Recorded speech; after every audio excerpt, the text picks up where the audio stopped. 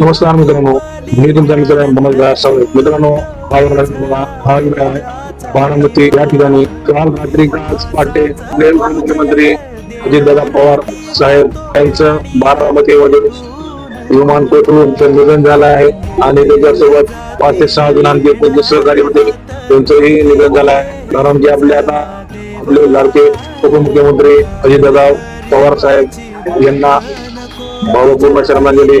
आणि दुसरी एक म्हणलं तर आपल्या महाराष्ट्रामधले दिग्गज नेते सोडून गेले पहिले नेते आपले लातूरचे विलासराव देशमुख साहेब, दुसरे नेते म्हणजे बीड जिल्ह्यातले गोपीनाथ मुंडे साहेब आणि आता तिसरे आपले बारामतीचे अजितदादा पवार साहेब. दिग्गज नेते आपल्याला सोडून गेले आहेत.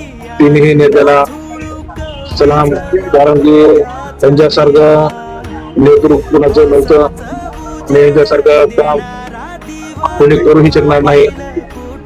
म्हणून तिन्ही नेत्याला भावपूर्ण श्रद्धांजली.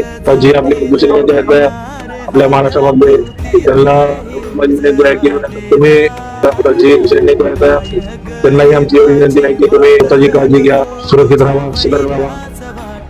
जय हिंद, जय भारत.